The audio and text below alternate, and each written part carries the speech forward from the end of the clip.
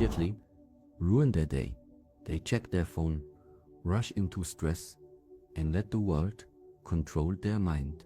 But what if I told you 5 simple lines, practiced for centuries, could change that forever? This isn't just about positive thinking. These words come from a tradition where monks train their minds to stay unshaken, no matter what happens outside. And today, you're getting them. No fluff, just what works. The first line, my mind is clear, my focus is sharp. There's a moment right when you wake up where you have a choice. You can let the world rush in, the notifications, the worries, the noise, or you can set the tone for the day before any of that gets to you. This first line is your anchor. It's not just words, it's a command. When you say, my mind is clear, my focus is sharp, you're not hoping for clarity, you're declaring it. Think about how you usually start your day. Most people reach for their phone before their feet even hit the floor. Emails, messages, news, all of it flooding in before you've had a chance to decide how you want to feel. That's like opening your front door and letting strangers walk in without asking what they want. This line is you closing the door. It's you saying, not yet. First, I set my mind. The power isn't in the words themselves, it's in how you say them. Whispering it half asleep won't cut it. You have to speak it like you mean it. Sit up, take a breath, say it out loud with your full voice. My mind is clear, my focus is sharp. Feel the difference. That's your brain responding. It's like a soldier standing at attention. You've given an order, and now your mind is aligning with it. This isn't just theory, there's science behind it. When you speak with intention, your brain releases neurotransmitters that reinforce the message. It's why athletes talk to themselves before a big play. It's why performers repeat mantras before stepping on stage. They're not just calming nerves, they're programming their focus, and you can do the same.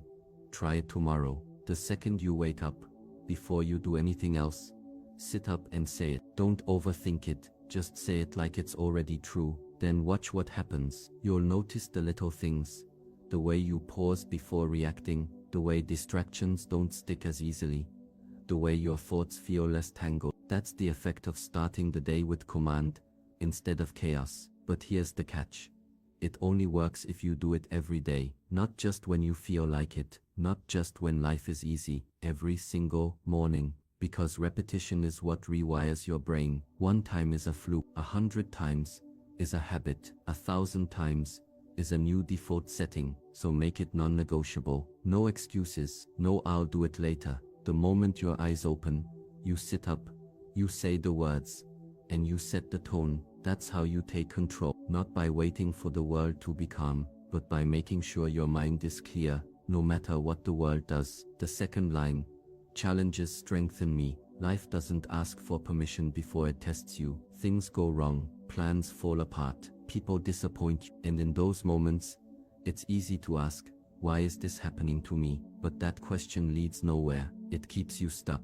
The real question is, what is this here to teach me? Because every challenge, big or small, is an opportunity to grow stronger. This line, challenges strengthen me, isn't about pretending things don't hurt, it's about refusing to let them break you. Think of it like a sword being forged. The fire is hot, the hammer is heavy, but without them, the blade would never hold an edge. You're no different. The struggles you face aren't just obstacles, they're the fire and the hammer shaping you into something sharper, tougher, more resilient. The problem is, most people see challenges as something to avoid. They think strength comes from an easy life, but that's backward. Strength comes from resistance. It comes from pushing through when everything in you wants to quit. That's why this line matters. It reminds you in the moment when it's hardest to remember that you're not being weakened, you're being trained. Here's how to use it. When something goes wrong, when you're stuck in traffic, when you get criticized, when you fail, pause, take a breath, then say it out loud. Challenges strengthen me. Don't just think it, say it. Let your voice hear it. Let your body feel it. Because words have power when they're spoken with conviction. At first, it might feel like you're lying to yourself. That's normal. Your brain is used to reacting with frustration or fear. But repetition changes that. The more you say it, the more your mind starts to believe it, and eventually something shifts. You stop seeing problems as curses and start seeing them as lessons. That's when you realize you're not the same person you used to be. You're stronger. This isn't just philosophy, it's survival. The world doesn't care if you're having a bad day. It doesn't care if you're tired or stressed or unprepared. It will test you anyway, so you have a choice. You can crumble under the pressure, or you can use it to grow. This line is your reminder. Every challenge is a chance to prove to yourself what you're made of. So start now. The next time something doesn't go your way, don't complain, don't wallow. Say the words, "Challenges strengthen me," then act like it. That's how warriors are made, not by avoiding the fight, but by embracing it. The third line, "I control only what I can." There comes a point where you have to face a simple truth. You will never control everything. The weather will do what it wants. Other people will say what they want. Circumstances will change without asking for your permission. This realization can either frustrate you or free you. This line, "I control only what I can," is what separates those who waste their energy from those who use it wisely. Think about how much time you've spent worrying about things you couldn't change.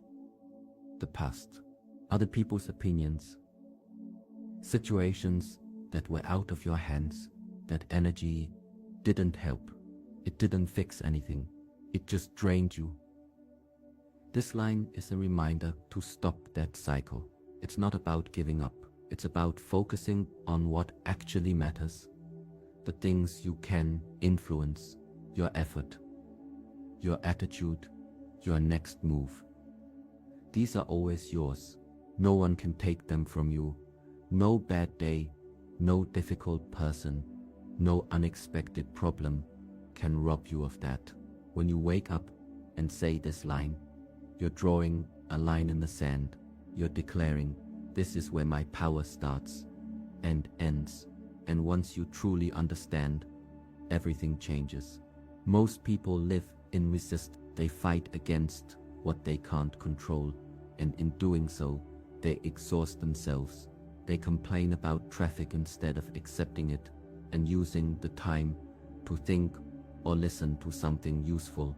They stress over other people's actions instead of focusing on their own. They obsess over outcomes instead of committing to their effort. This line cuts through that. It brings you back to what's real. Here's how to use it. When you catch yourself spinning your wheels over something you can't change, when you're replaying a conversation you can't undo, or worrying about a decision that isn't yours to make, stop, say it out loud. "I control only what I can." Then ask yourself, what can I actually do right now? If the answer is nothing, let it go. If the answer is something, do that. No more, no less. This isn't passive, it's strategic. The strongest warriors don't waste energy on battles they can't win. They focus on the fights they can. Your life is no different. Every moment you spend trying to control the uncontrollable is a moment you're not using to strengthen what you can control. Your discipline, your mindset, your actions, those are your real weapon. Over time, this line trains you to spot the difference between what's yours to handle and what isn't. You'll catch yourself faster when you start slipping into frustration over things you can't change. You'll feel lighter because you're no longer carrying the weight of the world, just your part in it. And that's how you become unstoppable, not by controlling everything, but by mastering what's yours to control. The fourth line, patience is power. We live in a world that's constantly screaming at us to move faster, faster results, faster answers, faster success. Your phone delivers food to your door in minutes. Videos play at double speed to save you time. News comes in quick flashes before you've even processed the last story. Everything around you is designed to feed the illusion that speed equals progress. But here's the truth they don't tell you. Real strength isn't found in how fast you can get something. It's found in how calmly you can wait for what matters. This line, patience is power, isn't just words, it's armor against the madness of rushing. It's the understanding that the most valuable things in life cannot be hurried. Think about how a tree grows. It doesn't stretch itself taller by force. It doesn't panic when seasons change. It stands firm, drawing nutrients from the earth, reaching slowly toward the sun, becoming stronger with each passing year. That's patience, and that's where true power lives. Right now, you might be waiting for something important. Maybe it's a career breakthrough. Maybe it's healing from a loss. Maybe it's seeing the results of your hard work. The waiting feels heavy because everything in modern life tells you it shouldn't take this long. But that heaviness, that's actually the weight of transformation happening beneath the surface. When you say patience is power, you're not just comforting yourself, you're aligning with an ancient truth that every great warrior, every wise teacher, every master of their craft has known. Anything worth having demands time. Impatience is more than just restlessness, it's a kind of blindness. When you're impatient, you miss the lessons hidden in the process. You skip steps that were meant to strengthen you. You make decisions from desperation rather than wisdom. History's greatest mistakes were made by people who couldn't wait. Wars started over rushed judgments, fortunes lost by chasing quick wins, relationships broken by demanding instant change. Patience isn't passive. It's the most active form of discipline there is. It's choosing to move at the right speed rather than the fastest one. Here's how to make this line real in your life. When you feel that familiar tension rising, when your foot starts tapping, when your mind starts racing with why isn't this happening yet, stop, breathe deeply 3 times, then say out loud, patience is power. Feel the words in your chest. Let them remind you that this moment of waiting isn't empty space, it's preparation. Every master was once a student. Every oak was once an acorn. Nothing strong is built overnight. This practice does something remarkable over time. It rewires your relationship with time itself. Where you once saw delays as obstacles, you'll begin to see them as part of the path. Where you once measured your progress against others, you'll start trusting your own rhythm. That project that's taking longer than expected, it's developing depth. That skill that's not coming easily, it's building foundations that won't crack. The changes you want to see in yourself or others, they're growing roots that will last. There's a reason this wisdom appears in every ancient tradition across the world. The samurai called it remaining unmoved.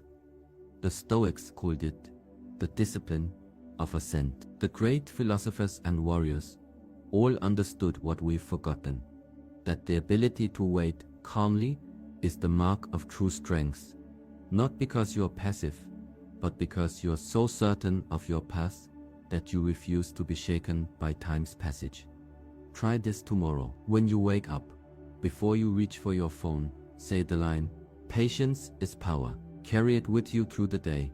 When traffic tests you, when lines feel too long, when answers don't come quickly, let the words ground you. Notice how different the waiting feels when you're not fighting against it. That's the secret. The moment you stop resisting time, you begin working with it instead of against it. This isn't about sitting back and hope. It's about showing up every day while understanding that some things can't be forced. The farmer doesn't dig up seeds to check their growth. The blacksmith doesn't rush the tempering of steel. You don't become wise by reading one book, or strong by lifting once, or skilled by practicing for a day. Everything real takes the time it takes. When you truly embrace this, something shifts. You stop measuring your life in quick wins and start building something that lasts. You become like the deep roots of ancient trees, unshaken by surface storms. That's the power patience gives you. Not just the ability to wait, but the strength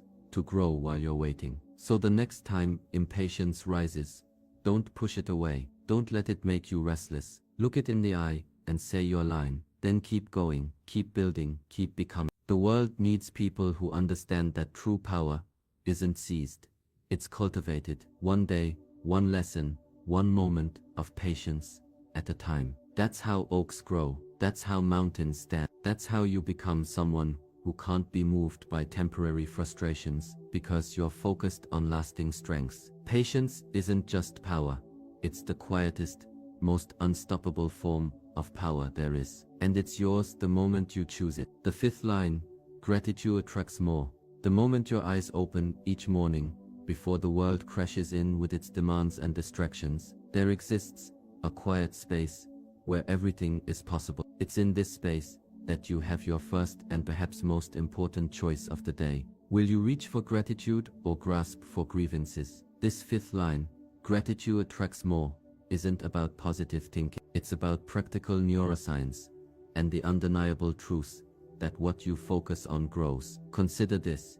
Your brain is like a highly sophisticated search engine. Whatever terms you input first thing in the morning become the filters through which your day gets processed. Wake up complaining about being tired. Your brain will find endless evidence to confirm that fatigue. Start with gratitude for the simple fact of waking up at all. Suddenly your neural pathways begin highlighting opportunities rather than obstacles. This isn't mystical thinking, it's how your reticular activating system works, the part of your brain responsible for selective attention. The practice is deceptively simple, but profoundly transformative. Before your feet touch the floor, before you check your phone, before you begin the mental list of everything you have to do, pause. Name one thing you're genuinely grateful for in that moment. It doesn't need to be grand or profound. The warmth of the blankets, the sound of birds outside, that first full breath filling your lungs. This simple act does something remarkable.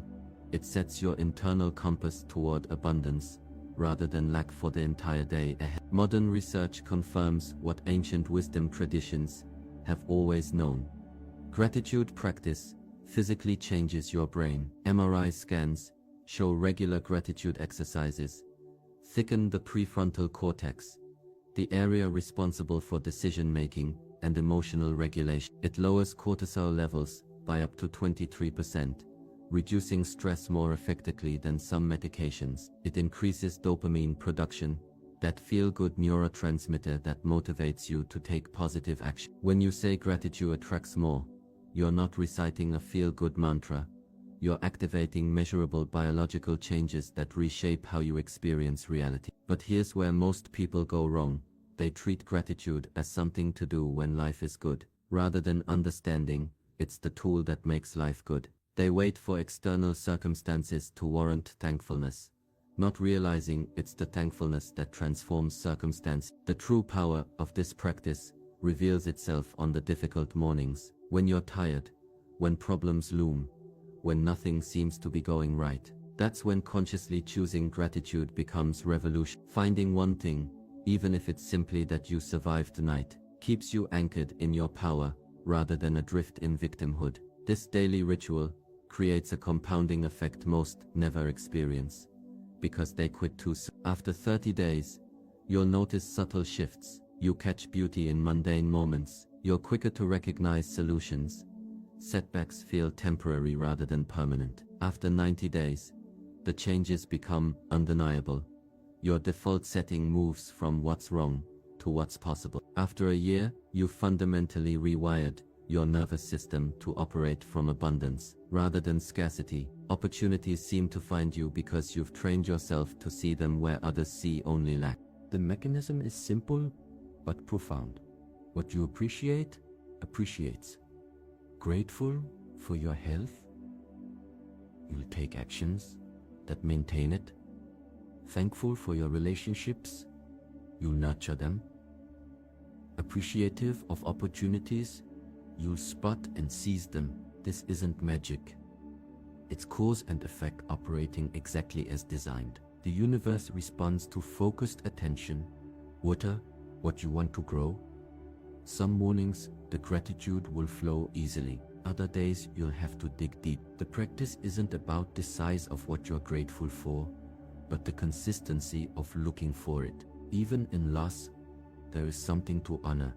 Lessons learned, strength gained, love experienced. This isn't about denying pain, but about refusing to let pain blind you to everything else. Even in the darkest night, giving thanks for a single star keeps you oriented toward light. The more that gratitude attracts isn't necessarily material, though that often follows. More importantly, it attracts more awareness, more resilience, more connection. You become a magnet for meaningful experiences because you're present enough to recognize them. Where the ungrateful mind walks through life as through a desert, always thirsty, never satisfied, the grateful heart finds springs everywhere. This practice requires no special equipment, no perfect conditions, no additional time, just the moment between sleeping and rising, when you consciously choose your lens on the world. The words "gratitude attracts more" are your reminder that abundance isn't something you acquire, but something you recognize. The more you practice this recognition, the more there is to recognize. So tomorrow morning, in those first quiet moments, try it, not as an experiment, but as an offering. Name your one thing, feel it, mean it, then watch what happens. In your mind, in your day, in your life. The evidence will speak for itself. What you appreciate, appreciates. What you focus on, grows. What you thank, expands. This isn't wishful thinking. It's the most practical wisdom you'll ever apply. The secret was never about getting more to be grateful for. It's always been about being grateful to get more. More joy, more peace, more meaning from the life you're already living. That's the alchemy of this fifth line. That's how gratitude attracts more, by revealing that much of what you've been seeking was there all along, waiting only to be noticed. Why these lines work, the science behind them. There's a reason these 5 lines have survived centuries, while countless self-help trends have come and gone. They're not motivational quotes. They're not positive affirmations. They're neural commands. Carefully crafted phrases designed to rewire your brain from the inside out. Modern science is now catching up to what ancient traditions have known all along. Words spoken with intention don't just describe reality, they create it. When you say these lines out loud with conviction, something remarkable happens in your body. Your brain releases dopamine, the motivation chemical that helps you take action. Cortisol levels drop by up to 23% within minutes. That's the stress hormone that clouds judgment. Your prefrontal cortex lights up, the part responsible for focus and decision-making. This isn't speculation. MRI scans of monks and long-term practitioners show physical changes in brain structure, thicker gray matter in regions associated with emotional regulation, increased neural connectivity between logical and emotional centers. Their brains literally reshape from this practice. Yours can too. The magic lies in the combination of 3 powerful elements: verbal articulation, emotional engagement, and physical posture. When you stand up straight and declare, "My mind is clear, my focus is sharp," you're not just thinking it, you're embodying it. Your muscles tense slightly, your breathing patterns shift, your vocal cords vibrate. These physical signals tell your nervous system, this is real. That's why whispering the lines half asleep does nothing. That's why reading them silently lacks power. The full effect requires your whole being, voice, body, and mind aligned behind each word. Neuroscientists call this experience-dependent neuroplasticity, a fancy term meaning your brain changes based on what you repeatedly do. Every time you sincerely speak these lines, you're carving new pathways between neurons. At first, these pathways are weak, like a faint trail through grass, but with daily repetition, they become superhighways, automatic thought patterns that fire without conscious effort. That's when the real transformation occurs. You don't have to remember to stay calm under stress. Your brain defaults to it. You don't force patience. It becomes your natural response. The lines work because they're time-tested formulas, each one targeting a specific mental trap. I control only what I can disarms anxiety about external events, challenges strengthen me, reframes obstacles as training. Together, they form a complete system for mental resilience. Research on cognitive behavioral therapy shows similar phrasing techniques can be as effective as medication for mild depression and anxiety. without side effects. The key is consistency. 1 day of saying them proves nothing. 30 days begins the rewiring. 90 days creates lasting change. What's fascinating is how these ancient words align perfectly with modern understanding of the brain. Patience is power correlates with research on delayed gratification and success. Gratitude attracts more mirrors findings in positive psychology about attention bias. These aren't mystical concepts. They're practical tools backed by hard science. Your brain doesn't care whether the wisdom comes from a lab or a temple. It responds to repeated focused input. The proof isn't in studies or scans though. It's in your lived experience. Try it rigorously for 2 weeks. Measure your stress levels, track your reactions, notice your thought patterns. The changes will be subtle at first. A half-second pause before irritation, slightly quicker return to calm after upset, small moments of clarity where there used to be fog. These are the signs of your brain adapting. Keep going, and the changes become undeniable. That's when you realize these aren't just lines, they're leverage points for altering your entire experience of life. The mistake 99% of people make. Here's the hard truth. No one tells you about personal growth.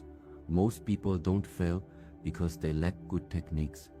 They fail because they use great techniques poorly. These 5 lines could transform nearly every aspect of your life if you actually applied them correctly. But here's what typically happens instead. Someone hears the lines, gets excited, tries them for a day or two, mumbling half-heartedly while lying in bed, feels nothing dramatically different, and quits. Then they declare, "This stuff doesn't work," and go back to their old ways. This isn't failure of the method, it's failure of execution. The mistake isn't complex, it's simple. Passive repetition versus active embodiment. There's a world of difference between whispering, "My mind is clear," under your breath while hitting snooze, and standing tall, looking in the mirror, and declaring it with your full chest, like your life depends on it. One is a wish, the other is a command. Your nervous system knows the difference immediately. Think about how we normally speak important words. Wedding vows, oaths of office, battle cries. There's weight behind them. Posture, eye contact, full breath support. Now compare that to how most people try personal development, slouched over their phone, skimming words on a screen, maybe repeating them mentally while distracted. No wonder they see no results. The words never had a chance to take root. The fix isn't complicated, but it requires something most aren't willing to give full presence. When you say these lines, they deserve your complete attention. Stand up straight. Posture affects mindset. Look at your reflection. Eye contact increases self-accountability. Speak clearly. Articulation enhances neural encoding. Feel each word. Emotional connection strengthens memory. This whole process takes maybe 30 seconds per line, but that focused half-minute does more than hours of distracted repetition. Here's what happens when you do it right. The first few days feel awkward. You might catch yourself rushing. Your voice might lack conviction. That's normal. By day 5, something shifts. The words start sounding less foreign. By day 7, you'll notice subtle changes, small moments where the lines pop into your head automatically when needed. Around day 21, other people begin noticing something's different about you. Not because you told them, but because your reactions, your energy, your presence has undeniably changed. The biggest obstacle isn't complexity, it's consistency. Not knowing what to do, but doing what you know consistently enough for it to matter. These lines work through cumulative effect, each repetition layering upon the last, like bricks in a foundation. Most people quit after 3 days because they're looking for fireworks when they should be watching for subtle shifts in their mental landscape. There's an old saying, water boils at 100 degrees, but starts getting hot at 50. Most people walk away at 30 degrees, frustrated that nothing's bubbling yet. They mistake the process for lack of result. But the work between 30 and 99 degrees isn't wasted. It's what makes the eventual transformation possible. These lines operate the same way. The changes happen gradually, then so if you've tried similar practices before, without success, ask yourself honestly, did you really give them a fair chance? Did you bring your full self to the practice daily for at least 30 days, or did you dip a toe in, decide the water wasn't warm enough immediately, and walk away? The difference between those who see life-changing results and those who don't isn't luck or talent. It's who stays in the practice long enough for the compound interest to pay off. This time, do it differently. No half measures, no distracted attempt. Just 30 days of full presence with these lines. Stand up, speak up, mean it, then watch what happens, not in some distant future, but in the quality of your very next step. That's how you'll know it's working, when the proof isn't in some promised transformation, but in the undeniable shift of your daily experience. How to remember them every morning. Let's be honest, no matter how powerful these 5 lines are, they won't change your life if you forget to say them. And here's the uncomfortable truth: you will forget, at least at first. Not because you're lazy or undisciplined, but because your brain is wired to resist new habits. It prefers autopilot, it clings to routine. So if you think you'll just remember naturally to recite these lines every morning, you're setting yourself up for failure. But there's a way around this, a method so simple most people overlook it, because it feels too obvious. You don't rely on memory, you rely on trigger. Your environment shapes your behavior more than willpower ever could. Think about it. You don't remember to brush your teeth. You walk into the bathroom, see the toothbrush, and the action follows automatically. That's the power of environmental cues. These lines need the same treatment. They need to be unavoidable in your morning routine until they become second nature.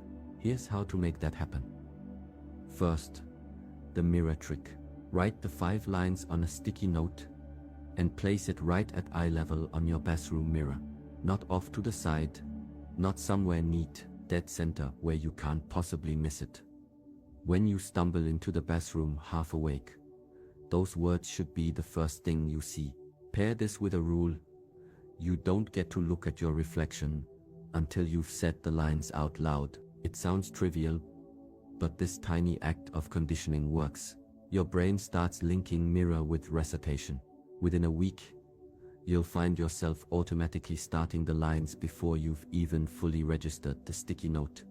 Second, alarm labeling. Change your morning alarm label from "wake up" to the first line, "My mind is clear." Not only does this jolt you awake with purpose, but it serves as the perfect transition into the practice. The moment you silence the alarm, you're already primed to continue the sequence. For extra reinforcement, set a second alarm 2 minutes later, labeled "Say Them All." This creates a structured window where the practice happens automatically, before the distractions of the day creep in. Third, screensaver strategy. Take a photo of the 5 lines written neatly or type them out in large, bold font and set it as your phone's lock screen. Now, when you instinctively reach for your phone in the morning, as most of us do, you're greeted with the lines instead of emails or social media. This serves 2 purposes. It reminds you to say them, and it delays your dive into digital chaos, giving the lines time to sink in before the world intrudes. The key isn't choosing one of these methods. It's using all of them simultaneously for the first critical weeks. You're creating multiple fail-safes, a web of reminders that make forgetting nearly impossible. It might feel excessive at first. That's the point. You're not just trying to remember, you're trying to rewire. Studies on habit formation show that actions repeated consistently in the same context for 30-60 days become automatic. That's what you're engineering here. Around day 15, something interesting happens. You'll catch yourself starting the lines before encountering any of your reminder. That's the habit forming, but don't remove the triggers yet. Keep them in place until day 30 at least. By then, skipping the lines will feel as unnatural as skipping brushing your teeth. That's when you know the habit has truly taken root. When not doing it feels worse than doing it. Real life stories, not what you expect. Stories stick where statistics fade. You can talk all day about neural pathways and cortisol levels, but nothing proves the power of these 5 lines like seeing what happens when real people apply them in real situations, not in theory, not in controlled studies, in the messy, unpredictable trenches of daily life. Take the college student, we'll call him Mark, who discovered these lines during his junior year. Before exams, he'd always been a wreck, pulling all-nighters, hands shaking during tests, barely scraping by despite knowing the material. Then he started reciting, "My mind is clear, my focus is sharp," while standing outside the exam room, not just whispering, but declaring it under his breath, with his whole body engaged. The first time he noticed his breathing slow, the second time he caught himself smiling at how absurdly simple it was. By midterms, something shifted. He wasn't just less anxious, he was faster. Information came to him quicker during tests, as if his brain had been waiting for permission to perform. His grades didn't just improve, they skyrocketed, not because he studied more but because he finally accessed what he already knew. Then there's the CEO, let's name her Sarah, who transformed her entire company culture with one line. She ran a high-pressure tech startup where meetings were battlegrounds. People talked over each other, decisions were made in anger, and stress hung thick in the air. Then she introduced what she called the grounding minute at the start of every meeting. Everyone would stand, posture matters, and recite line 3 together. "I control only what I can." At first her team thought it was corporate nonsense, but within weeks, something remarkable happened.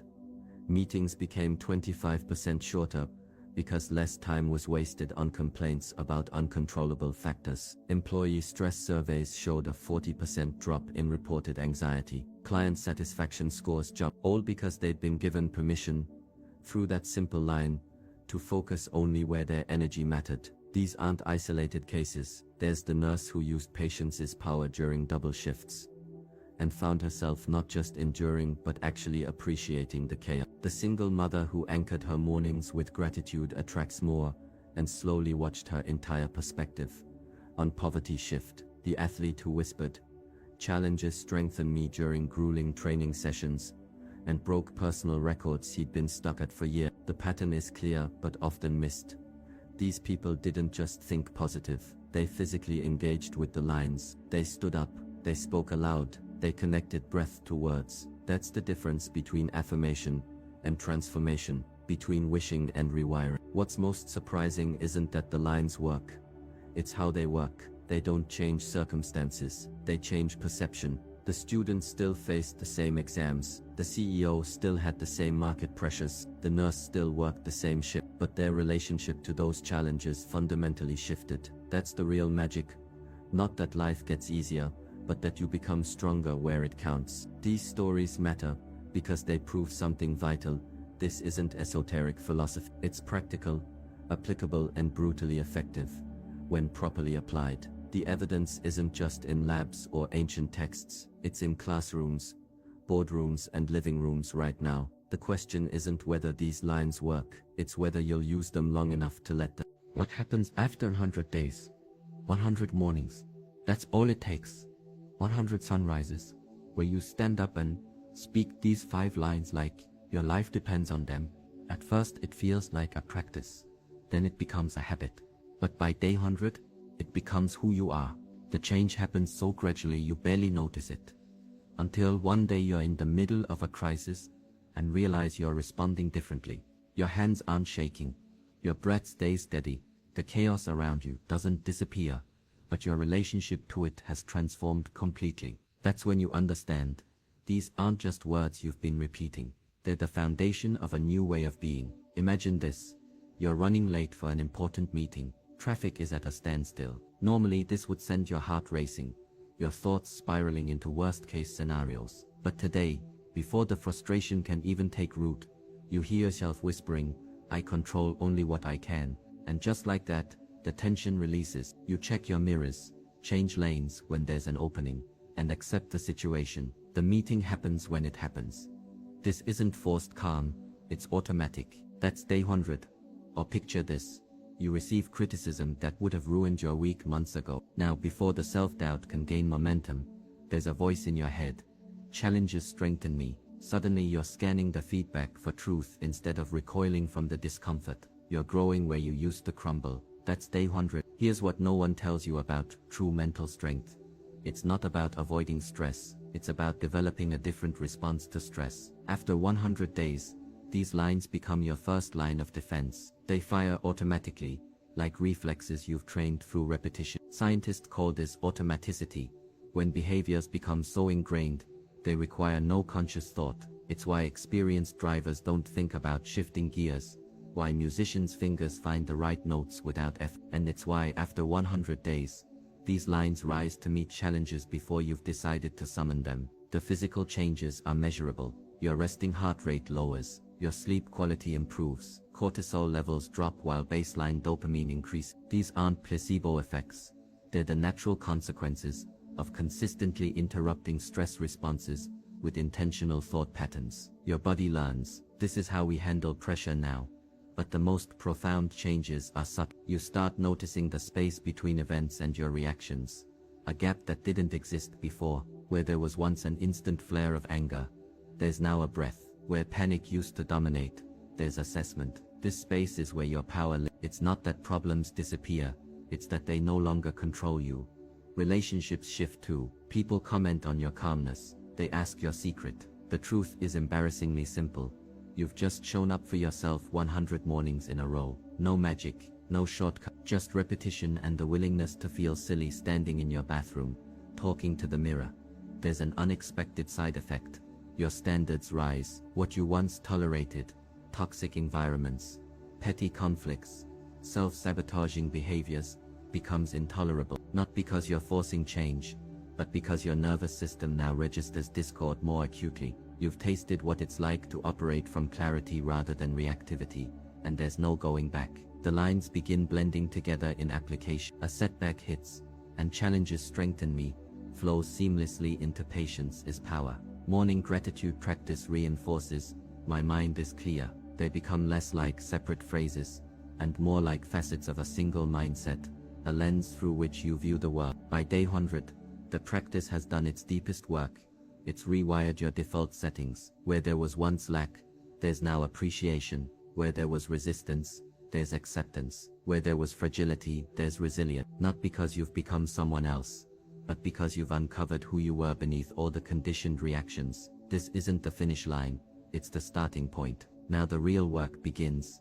Living from this foundation, testing it against life's inevitable storms, discovering its depth. But one thing is certain, after 100 days, you're not who you were, and that person, the one who used to get knocked off center by every little thing, they already feel like a stranger. The lines have done their job. They've given you the ultimate gift. Not control over life's unpredictability, but mastery over your experience of it. That's day 100. That's when you realize this was never about the work. It was always about waking up to who you could become by simply showing up one sunrise at a time, and choosing your mind before it could be chosen for you. Now the question remains, will you be one of the few who lasts long enough to find out? The 100th day comes for everyone who sticks with it. The only variable is whether you'll be there to meet it. You don't need to meditate for hours or quit your job to find peace. Start with these 5 lines. Tomorrow, not someday. The moment you wake up, take 10 seconds to say that. Your future self will thank you.